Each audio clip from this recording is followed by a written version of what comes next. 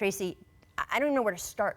What do they do next? How do they fix all of these problems? Well, after this week of frustration and losing games they should have won, LeBron James should sit these guys down and really help them understand what's at stake.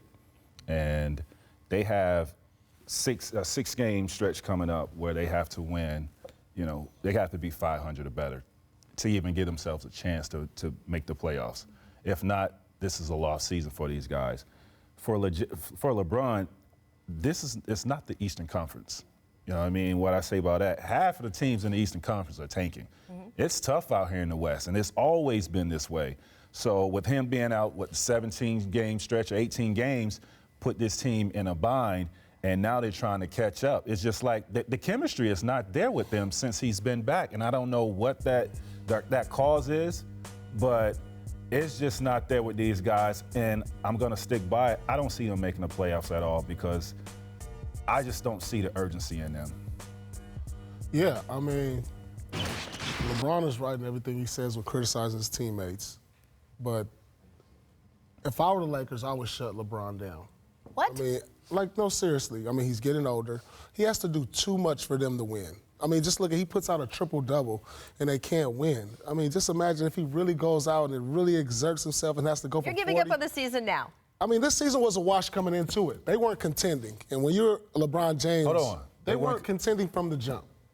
Paul, they was in the 4th spot. They're not. Nobody considered this team a contender as constructed. In the beginning, I get that. They were like, this is the first year LeBron here.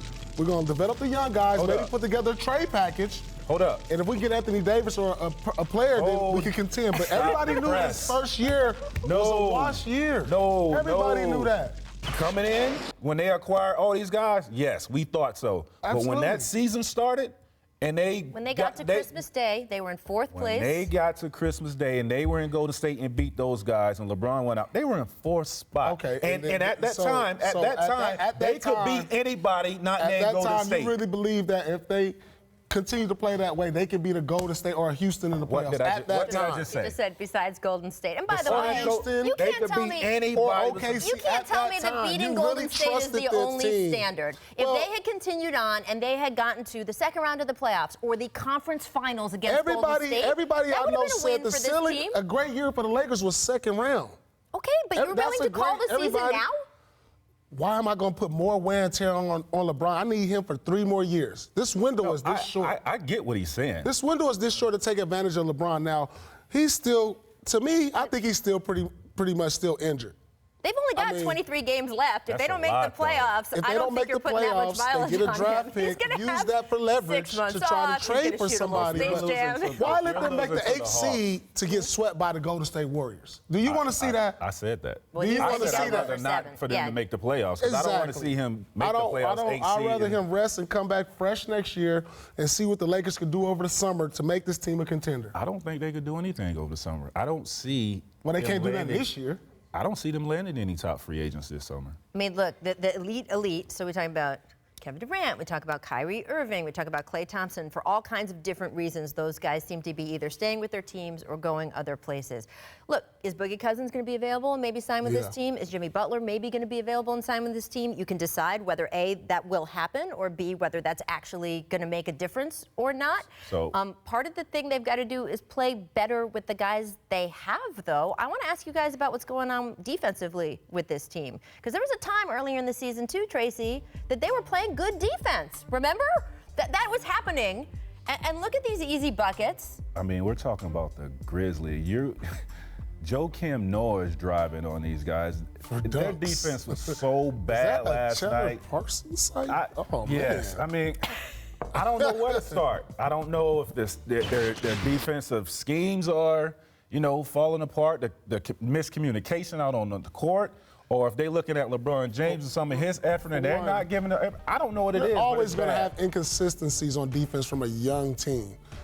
Always. What young team have you noticed to be a top-tier defensive team? So they're going to have good nights and bad nights. There's nothing they can do to put together consistent defense and effort every night because they don't understand yet. All these guys the players are not down the stretch, they don't understand the urgency. They don't understand this time of the year.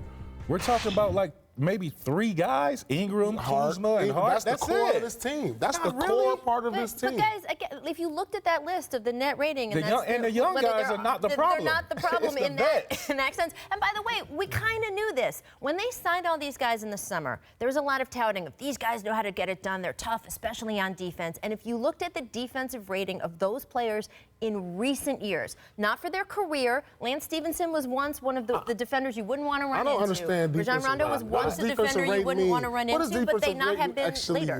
Like when you're in the game, every 100 possessions, which like is how they when kind you're of rate in the it. game with certain players, like see, this is where the analytics come in. I don't even like that. Because from the highlights I just watched Ingram get blown by.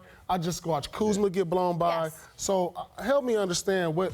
I don't the like ratings all of that all stuff. this is. Like, listen, Is it because I'm on the floor with I these just guys think- that our defense is not that good? That's a different category. I But just yes, think I understand what you mean. there's something going on with this group. Like they're holding a grudge because we didn't have these discussions, back in Christmas when they were 4th seed.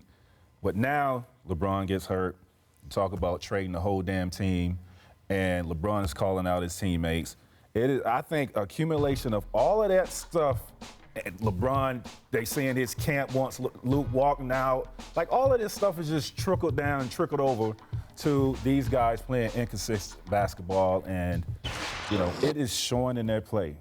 All right, so let's say they don't shut LeBron James down. Let's just say we don't do that. What could happen? What team meeting have you guys been involved in? What, as veterans, could you do to talk to, yes, the young guys, but also the older vet guys? Look, Rajon Rondo knows what it's like to win a title. He knows what it's like to come up big in the big games. We've seen him do that this year.